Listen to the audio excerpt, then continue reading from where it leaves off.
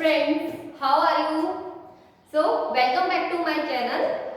Today I am going to explain a new chapter, that is the alcohol, phenols and ether. जैसा मैंने आपको पहले ही बताया था मेरी लास्ट वीडियो में भी कि ऑर्गेनिक केमिस्ट्री में जो क्लास 12 में चैप्टर है उनमें से 4 जो मेजर चैप्टर है, जिससे हमने बात की थी hello alkenes, hello arenes first, alcohol, phenol, ether second, third is the aldehyde ketones and fourth is the amines. In 4 chapter में से सबसे मोस्ट जो इजी चैप्टर था वो हमारा लास्ट चैप्टर था हेलो एल्कीन्स और हेलो एरीन्स। ये चैप्टर थोड़ा सा लेंथी है बट डरिए मत, इसे मैं अपने मैक्सिमम आपको इस तरह से समझाऊंगी कि आपको ये मैक्सिमम आपको बहुत इजी भी लगे और आपको मैक्सिमम पार्ट समझ में भी आ जाए, मतलब हम एंटरटेन होते हुए पढ़ते चलेंगे। तो बस मेरा कहना है वही है जो मैं हमेशा कहती हूँ कि मेरे हर वीडियो को देखकर आप एक बार एनसीईआरटी को रीड करके जरूर से प्रैक्टिस करें, जैसे मैंने आपको पहले भी बताया था और हर वीडियो की स्टार्टिंग में बताती हूँ ऑर्गेनिक केमिस्ट्री में कि आप एक एक्स्ट्रा कॉपी बना लें, रफ कॉपी बना लें और जितनी इक्वेशन से उनको फ्री टाइम में बैठ के लिखते जाएं, रिवाइज करते जाएं। उससे क्या होगा, आपके लिए इजी हो जाएगा और आपको एंड तक वो लर्न रहेगी लॉन्ग टर्म के लिए, क्योंकि अभी बोर्ड के एग्जाम में हमारा टाइम है। स्टार्टिंग में अगर ये चैप्टर्स हम अच्छे से लर्न कर लेंगे तो बाद के लिए हमारे लिए बहुत इजी होगा। So let's start with the alcohol, phenol and ether. Okay, हम बात कर रहे हैं जब इन ग्रुप की, तो सबसे पहले मैं आपको कुछ इंटरेस्टिंग बात बताना चाहूंगी। ये क्या है? Yes, this is the structure of water. क्यों बता रही हूं मैं, इससे क्या रिलेवेंट है ये? तो देखिए, जब यहाँ पे मैं H की स्पेस पे एक R लगा देती हूँ, R हमने बताया था एल्किल ग्रुप के लिए लिया जाता है, तब हम इसको बोलते हैं alcohol. Okay, if I replace this R with the benzene group और फिनाइल ग्रुप, हम जिसे AR एरिल ग्रुप कहते हैं, बेंजीन ग्रुप, तो नाम हो गया हमारा फिनॉल। और अगर हम दोनों हाइड्रोजन को मैंने 2 एल्किल ग्रुप से रिप्लेस कर दिया, यहाँ एल्किल ग्रुप भी आ सकता है और एरिल भी आ सकता है, कोई भी एक प्लेस पे आ सकता है, इसे हम दे देते हैं ईथर। तो आप देख रहे हैं ये तीनों ही वाटर के डेरिवेटिव्स हैं। क्लियर है? तो हमारा फर्स्ट था अल्कोहल, सेकंड है फिनॉल और नेक्स्ट है हमारा ईथर। ठीक है, अब मैं इसको थोड़ा सा इरेज कर देती हूँ, रब कर देती हूँ। अब हम आगे की तरफ बढ़ते हैं। देखिए, अगर मैं कोई भी सिंपल कार्बन का अल्कोहल ले लूँ, यहाँ कार्बन में एक कार्बन वाला ले लिया और फिनॉल में मैंने बेंजीन के साथ फिनॉल को अटैच कर दिया। ठीक है, तो आप यहाँ देखें कि CO बॉन्ड की जो CO बॉन्ड की जो बॉन्ड लेंथ है वो अल्कोहल की बॉन्ड लेंथ हायर होती है then the phenol. This is the alcohol और this is the phenol. Alcohol और फिनॉल में CO बॉन्ड की जो बॉन्ड लेंथ है वो अल्कोहल में फिनॉल से कंपैरिजन में थोड़ी ज्यादा होगी। तो देखिए इसका रीजन क्या है, आप देख रहे हैं कि ये वाला जो C है ये बेंजीन का है और बेंजीन में आपको पता है रेजोनेंस होता है। रेजोनेंस देखिए, इसके ऊपर लॉन पेयर है। ठीक है, ये लॉन पेयर यहाँ ट्रांसफर कर देता है और ये डबल बॉन्ड अपने लॉन पेयर यहाँ पे ट्रांसफर कर दिया। तो देखिएगा इससे क्या बनता है, यहाँ पे डबल बॉन्ड आ गया और यहाँ प्लस साइन, यहाँ पे लॉन पेयर बन गया और माइनस साइन। ठीक है, तो आप देख रहे हैं कार्बन और ऑक्सीजन के बीच में due to the resonance partially double bond characters आ गए हैं। आप देख रहे हैं पार्शियली डबल बॉन्ड कैरेक्टर्स आ गए हैं, जबकि यहाँ पे सिंगल बॉन्ड है और आप जानते हैं कि डबल बॉन्ड की जो बॉन्ड लेंथ है वो सिंगल बॉन्ड की बॉन्ड लेंथ से कम होगी। तो हमारा एक रीजन तो ये समझ में आया कि due to the resonance CO bond में पार्शियली डबल बॉन्ड आ गए हैं फिनॉल। क्लियर है? दूसरा रीजन देखिए, इस कार्बन के साथ 4 सिग्मा बॉन्ड अटैच है, इट मीन इसका हाइब्रिडाइजेशन कौन सा हुआ? sp3 ठीक है, sp3 हाइब्रिडाइजेशन हुआ और इस कार्बन में ये सिग्मा और this sigma, only 3 sigma, hybridization हुआ sp2। और हमने पहले भी बात करी थी कि sp2 हाइब्रिडाइजेशन में, आप लास्ट वीडियो में मेरे देखना हेलो एल्केन की हमने बात करी थी कि sp3 हाइब्रिडाइजेशन में S के 25% कैरेक्टर होते हैं और यहाँ पे S के 33.3% कैरेक्टर होते हैं। क्लियर है? S के कैरेक्टर ज्यादा होने के कारण जो बॉन्ड के इलेक्ट्रॉन्स हैं वो टाइटली बाइंडेड रहते हैं, न्यूक्लियस से अट्रैक्शन ज्यादा होता है, टाइटली बाउंड होने के कारण वो इजीली ब्रेक नहीं हो पाते हैं। तो ये दो रीजन है कि इसकी बॉन्ड लेंथ जो है फिनॉल की वो अल्कोहल से थोड़ी सी कम है। क्लियर? तो एक तो था हमारा रेजोनेंस जिसके कारण पार्शियली डबल बॉन्ड कैरेक्टर आ गए थे और सेकंड है हमारा sp3 और sp2 हाइब्रिडाइजेशन के कारण। तो ये बहुत ही सिंपल सा था। अब हम आगे बढ़ते हैं।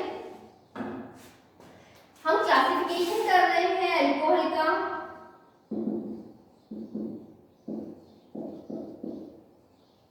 अल्कोहल और फिनॉल्स का।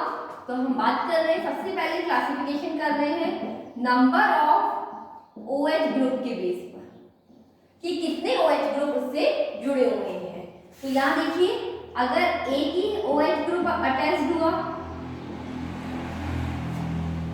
ऐसा भी तो हो सकता है इन दो कार्बन से दो OH ग्रुप अटैच हो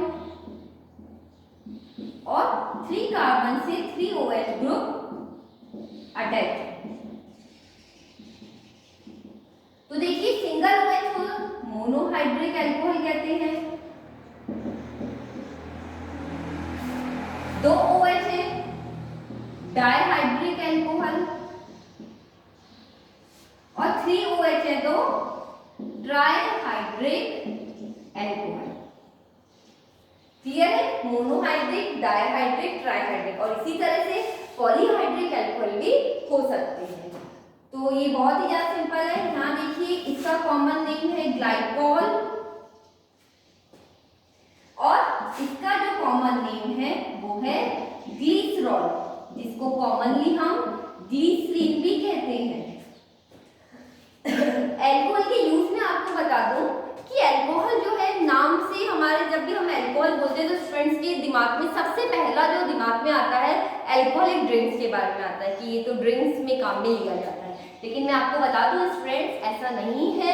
अल्कोहल का ड्रिंक्स से भी ज्यादा यूज जो है, बहुत ज्यादा इंपॉर्टेंट यूज है, कॉस्मेटिक्स में काम में आता है। देखिए आप, ग्लिसरीन हमने सुना है बहुत बार, कई सोप्स में, कई क्रीम्स में यूज होता है, हमारी मेडिसिन में काम में आता है, कई सारी कफ सिरप में। और मैं अभी आपको रिसेंटली के बारे में बताऊं तो आपको पता है कि हर जगह सैनिटाइजेशन चल रहा है कि सैनिटाइजर यूज करिए, सैनिटाइजर यूज करिए। तो ये सैनिटाइजर एक्चुअली क्या है? It is the spirit. Spirit क्या होता है? It means alcohol. ठीक है, तो ये सब अल्कोहल, ये जो माइक्रो ऑर्गेनिज्म को किल करने में भी काम में आता है। और सबसे इम्पोर्टेंट जो इसके ऊपर रिसर्च चल रही है, अल्कोहल को फ्यूल्स की तरह काम में लेने के बारे में भी सोचा जा रहा है और कुछ जगह इसका बहुत ज्यादा स्टडीज भी चल रही है और एक्सपेरिमेंट भी चल रहा है। तो ये अल्कोहल के यूज से, और उसके बाद हमने क्लासिफिकेशन पढ़ा नंबर ऑफ OH ग्रुप के बेस पर। अब हम बात कर रहे हैं सेकंड, उनके हाइब्रिडाइजेशन के बेस पर बात करते हैं हम। तो हाइब्रिडाइजेशन के बेस पे 2 टाइप से हाइब्रिडाइज होते हैं, या तो जिस कार्बन पे OH ग्रुप जुड़ा हुआ है वो sp3 हाइब्रिडाइज्ड हो, या जिस कार्बन से OH ग्रुप जुड़ा हुआ है वो आपका sp2 हाइब्रिडाइज्ड हो। ठीक है, तो हम सबसे पहले sp3 हाइब्रिडाइजेशन के बारे में बात कर लेते हैं। तो sp3 हाइब्रिडाइजेशन में सबसे पहले देखिए बात हो रही है एल्किल अल्कोहल की। एल्किल अल्कोहल तो आप जानते हैं इस तरह से एल्किल अल्कोहल कहलाते हैं। ठीक है, इसमें देखिए जिस कार्बन से OH ग्रुप डायरेक्टली जुड़ा हुआ है, आप देख रहे हैं, आपको मैं हाइब्रिडाइजेशन बता दूं पहले। यहाँ देखिए 4 सिग्मा मीन्स sp3 हाइब्रिडाइज। आप जानते हैं हाइब्रिडाइजेशन हम बहुत बार पढ़ चुके हैं। तो देखिए जिस कार्बन से OH ग्रुप डायरेक्टली जुड़ा हुआ है और वो जितने नंबर ऑफ कार्बन से जुड़ा है उसके हिसाब से हम उसे 1 डिग्री, 2 डिग्री और 3 डिग्री देते हैं, primary, secondary degree of tertiary. हमने ये हेलोजेंस के बारे में भी पढ़ा था। तो इसी तरह से वो कार्बन जो OH से जुड़ा हुआ है, अगर वो डायरेक्टली 2 कार्बन से जुड़ा हुआ हो, ये हो गया आपका 2 डिग्री, और इसमें यहाँ देखिए ये हो गया आपका 3 डिग्री एल्कोहल। तो बहुत सिंपल है, एल्किल एल्कोहल में 1 डिग्री, 2 डिग्री और 3 डिग्री होता है। नेक्स्ट हम बात कर लेते हैं बेंजाइलिक एल्कोहल के बारे में। बेंजाइलिक एल्कोहल क्या होता है? देखिए बेंजीन रिंग है आपकी, इसके ऊपर एक कार्बन के साथ में अल्कोहल ग्रुप जुड़ा हुआ है, बेंजाइलिक एल्कोहल कहलाता है। ठीक है। नेक्स्ट आपका हो गया एलिलिक एल्कोहल। एलिलिक एल्कोहल भी हमने हेलोजन में पढ़ा था, अगर आपको याद आ रहा है तो हमारा हेलोजन ग्रुप जिस कार्बन से जुड़ा होता है वो उसके साथ में जो कार्बन से जुड़ा होता है वो डबल बॉन्ड से बाइंड होता है। आप समझ रहे हैं? इसको देखिए क्या होता है, हमारा OH ग्रुप जिस कार्बन से अटैच्ड है और उससे अटैच होने वाला कार्बन डबल बॉन्ड से बाइंड होगा, उसे हम बोलेंगे एलिलिक एल्कोहल। तो हमारे sp3 में 3 आए, एल्किल एल्कोहल, बेंजाइलिक एल्कोहल और थर्ड हो गया एलिलिक एल्कोहल। ओके, अब हम इसकी में लिख देती हूँ मैं, आपके लिए इजी हो जाएगा। फर्स्ट हो गया एल्किल एल्कोहल, सेकंड आ गया आपका बेंजाइलिक एल्कोहल और थर्ड हो गया आपका एलिलिक एल्कोहल। क्लियर है? अब हम आगे बात करते हैं। sp2 में 2 टाइप्स होंगे, एक तो आपका होगा aryl alcohol. Aryl alcohol, aryl alcohol क्या होता है? आपको पता है कि जो हमारा बेंजीन है वो डायरेक्टली ही OH ग्रुप से अटैच हो जाए, तो ये आपका क्या कहलाता है? Aryl alcohol. आप यहाँ देख रहे हैं इस कार्बन में 3 सिग्मा बॉन्ड है, इट मींस हाइब्रिडाइजेशन कौन सा हो गया? sp2। ठीक है। सेकंड बात कर लेते हैं हम विनाइलिक एल्कोहल। विनाइलिक एल्कोहल, तो विनाइलिक एल्कोहल में क्या हुआ? आपने हेलोजन में ही पढ़ा था कि हेलोजन जिस कार्बन से अटैच्ड होता है वो डायरेक्टली ही डबल बॉन्ड से अटैच हो। एलिलिक में तो क्या होता है, जिस कार्बन से हेलोजन अटैच था, हेलोजन एल्कोहल कुछ भी हो सकता है, उसके पास वाले कार्बन जो है वो डबल बॉन्ड से अटैच है, लेकिन यहाँ पे डायरेक्टली होता है। आप देखिए अभी तो ये sp2 हाइब्रिडाइज्ड होगा बिकॉज दिस सिग्मा और ये सिग्मा। तो there are 2 types into the sp2 hybridization category. ठीक है, अब हम आगे बात करते हैं। अब हम कुछ ईथर्स के बारे में भी बात कर लेते हैं कि ईथर्स का भी किस तरह से होता है। There are 2 types of ether.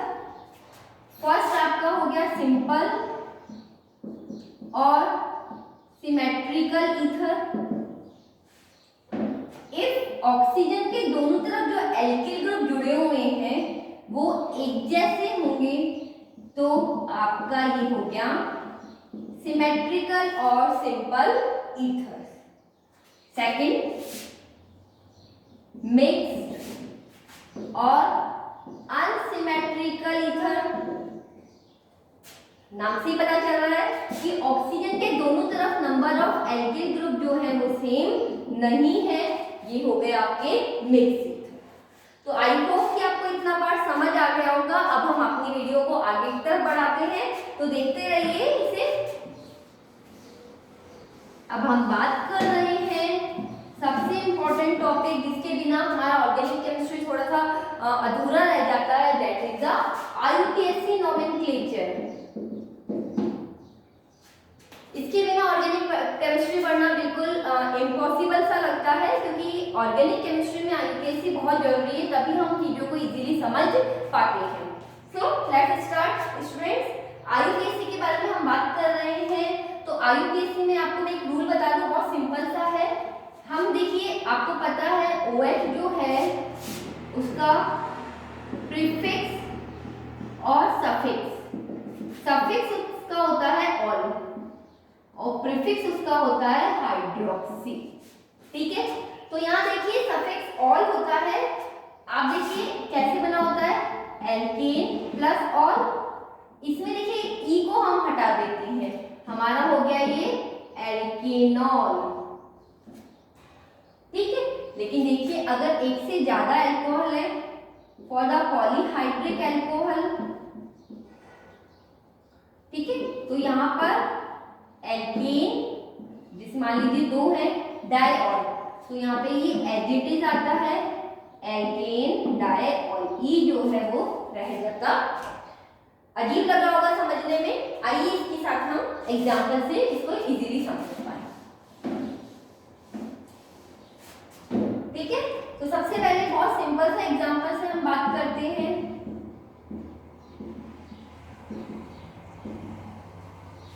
हमने पहले भी बात करी थी, 11th में भी पढ़ते थे कि अगर फंक्शनल ग्रुप जिस कार्बन से अटैच है उसको हमें कम से कम लोएस्ट नंबर देने होते हैं। तो यहाँ देखिए OH इस कार्बन से अटैच है, नंबर 1, 2 और 3, there 3 carbon.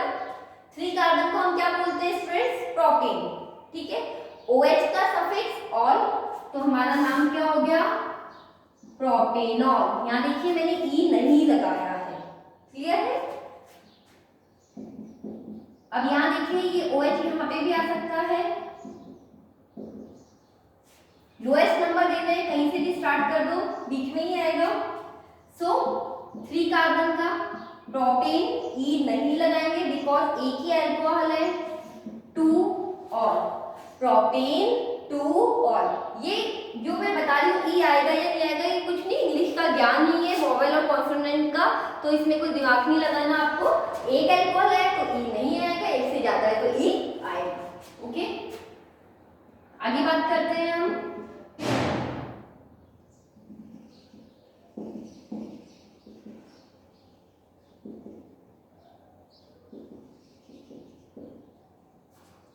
One two three four, ठीक है, तो यहाँ देखिए डबल बॉन्ड भी है, 4 कार्बन है, तो ब्यूट डबल बॉन्ड है इसलिए ईन लगाएंगे, ईन 2 पे है, ब्यूटीन ई नहीं लगाएंगे क्योंकि एक ही अल्कोहल है, और फर्स्ट नंबर पे तो 1 ऑल, या फिर आप इसको 1 भी नहीं लिखेंगे तो भी चल जाएगा। तो 4 कार्बन दैट्स वाई ब्यूट, 2 नंबर पे डबल बॉन्ड है 2 ईन और 1 नंबर पे OL है। Okay, now next, if more than 1 alcohol is present, तो देखिए लोएस्ट नंबर का वही, but here 3 carbon that's Y propane, यहाँ पे आप ई लगाएंगे बिकॉज एक से ज्यादा OH ग्रुप है, प्रोपेन 1,2 डाइऑल। बहुत सिंपल है, अगर ओनली 1 अल्कोहल है तो आप ई लगाएंगे, नहीं लगाएंगे, और एक से ज्यादा अल्कोहल है तो ई लगाएंगे। ठीक है, ये इंग्लिश का ज्ञान नहीं है और कुछ नहीं है, वोवेल और इस कॉन्सोनेंट का कुछ कमाल है ये। तो आपका ये नाम हो गया। एक और एग्जांपल देख लेते हैं यहाँ पे हम। कॉमन नेम इसका हमने पहले ही बात कर चुके थे, बहुत इंपॉर्टेंट है ये, glycerol, 3 carbon that's Y propane 1,2, 3 ट्राइऑल, 3 OH are the same, that's why triol। अब देखिए यहाँ पे मैं आपको एक बहुत इंटरेस्टिंग चीज बताने वाली हूँ, देखिएगा क्या होता है ये।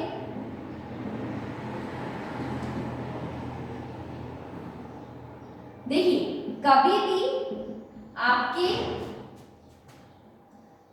यहाँ पे लिख देती हूँ, कभी भी आपका जो कार्बन है वो डायरेक्टली CH3 ग्रुप से जुड़ा हुआ है। कितने CH3 ग्रुप? 2 CH3 group. तो कभी भी आपका कार्बन जो है वो डायरेक्टली 2 CH3 ग्रुप से जुड़ा हुआ है तो आप उसको बोलते हैं कॉमन नेम में आइसो। ठीक है, तो हम बात कर लेते हैं, जैसे ये मान लीजिए कुछ ऐसा है, इसे मैं हटा देती हूँ। तो देखिए कार्बन डाइरेक्टली दो CH3 से जुड़ा हुआ है, एक OH है, तो आइसोप्रोपाइल एल्कोहल, ये तो इसका कॉमन नेम हो गया, ठीक है। और अगर मैं इसका IUPAC दूं तो प्रोपेन 2 और यही होगा प्रोपेन 2 और। अब ये आइसोप्रोपाइल के एग्जांपल मैं आपको बता देती हूँ। देखिए इसमें ऐसे भी हो सकता है, यहाँ पे H, यहाँ पे एक CH2 भी जोड़ा सकता है और उसके साथ OH जोड़ दूं।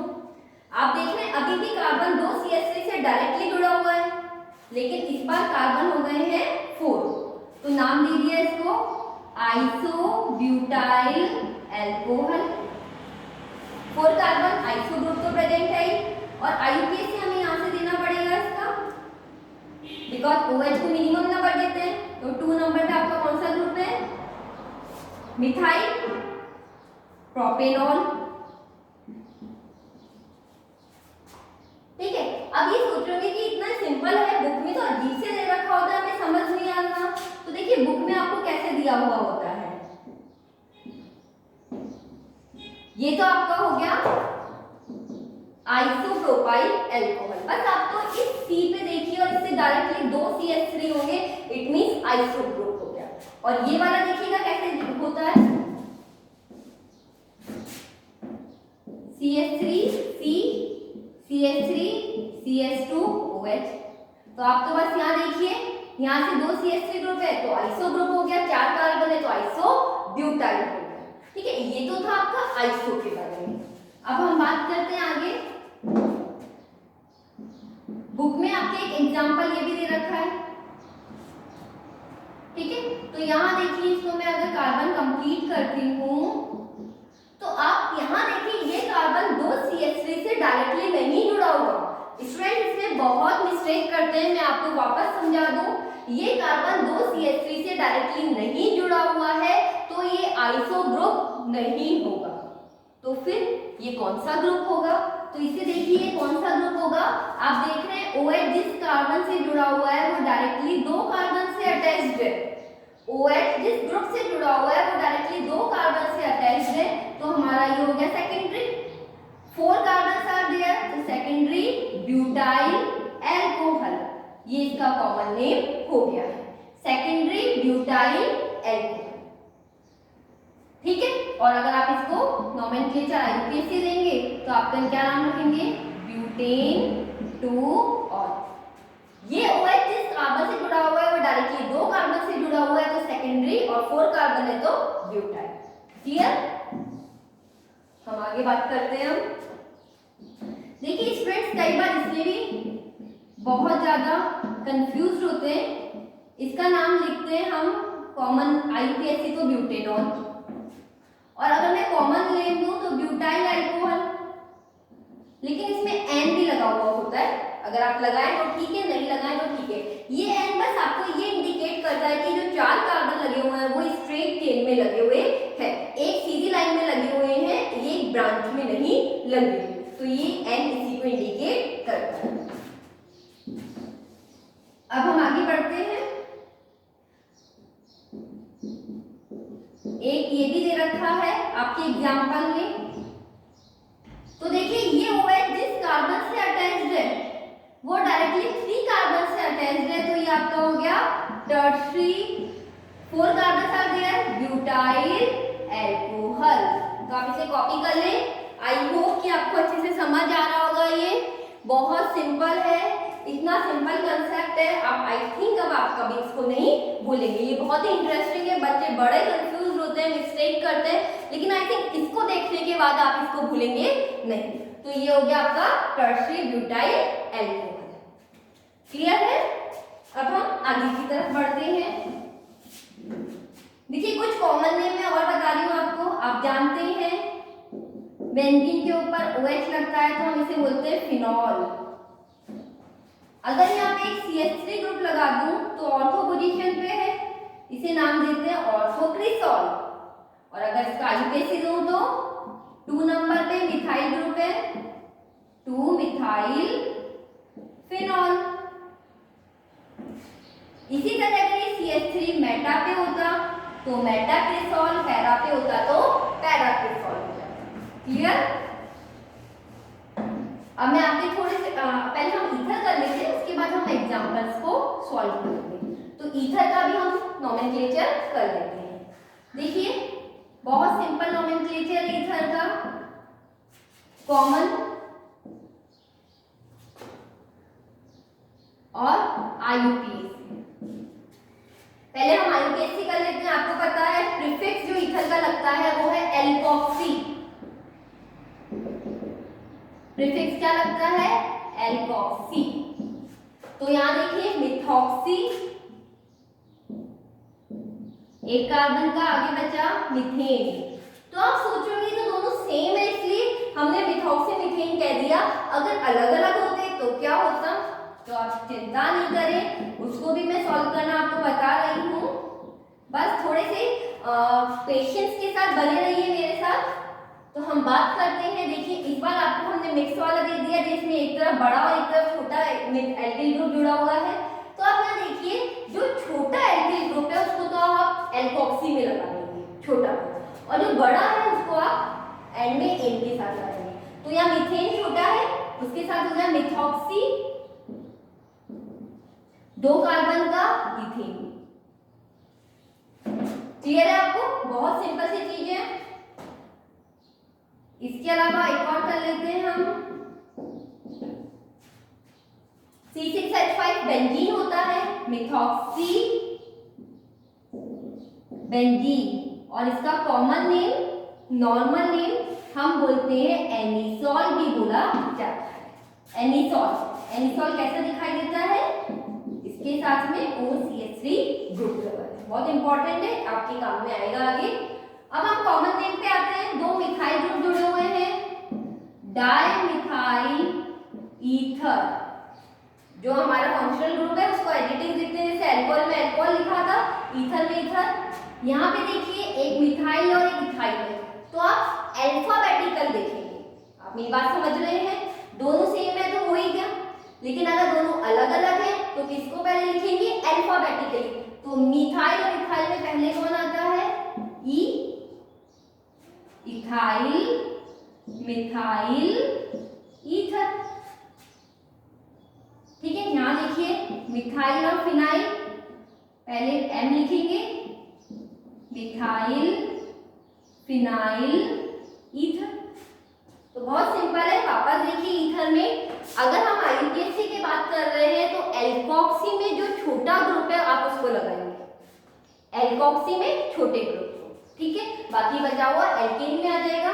उसी तरह कॉमन नेम में अगर 2 एल्किल ग्रुप अलग अलग है तो जो अल्फाबेटिकल में पहले आता है आप उसे पहले लिखेंगे। तो आई होप दो स्टूडेंट्स आपको ये समझ आ गया होगा। अब हम कुछ NCERT के आपके एग्जांपल्स ले लेते हैं, जिससे आपका IUPAC वाला पार्ट तक ये कंप्लीट हो जाएगा। यहाँ देखिए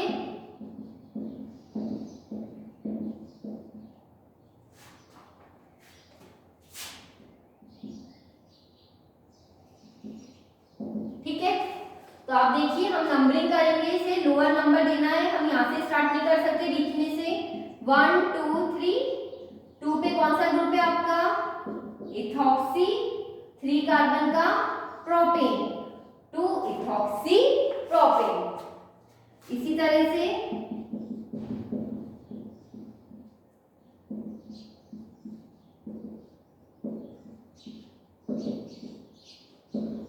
यहाँ देखिए OH को हमें नंबर 1 प्रेफरेंस देनी होगी। 1 2 3 4 5। 4 पे क्लोरो है, 2 और 3 पे मिथाइल है। अल्फाबेटिकल में क्लोरो पहले आता है तो 4 क्लोरो, 2 एंड 3 डाइमिथाइल पेंटेनॉल। ई नहीं लगाया पेंटेन में, ठीक है। एक और देख लीजिए,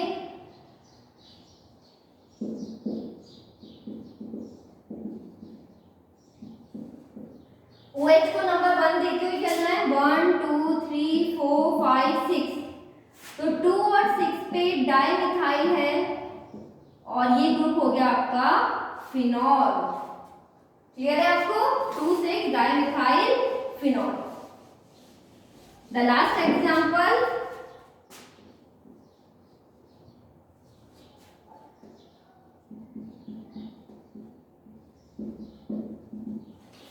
ये बेंजीन नहीं है इस बार, ये आपका है साइक्लोहेक्सेन। जब बेंजीन में ऑल्टरनेट डबल बॉन्ड नहीं लगे हो किसी भी रिंग में तो बेंजीन नहीं होगा, वो आपका 6 कार्बन का हो गया साइक्लोहेक्सेन। नंबर 1 देखिए, ये इथॉक्सी और ये नाइट्रो है, दोनों ही हमारे सब्स्टिट्यूएंट ग्रुप है, लेकिन अल्फाबेटिकल ऑर्डर में नंबर 1 2, तो आपका हो गया 1 पे तो इथॉक्सी, 2 पे नाइट्रो, साइक्लोहेक्सेन। तो ये आपके आईयूपीएससी थे फ्रेंड्स। कोई भी तरह का कोई भी डाउट हो आपकी एनसीईआरटी के आईयूपीएससी में तो प्लीज कमेंट बॉक्स में लिखिए, मैं उसको सॉल्व करके आपको आंसर जरूर दूंगी। और आपको मेरा वीडियो अच्छा लग रहा है, इंटरेस्टिंग लग रहा है तो please like share and subscribe जरूर करें। Thank you for watching me.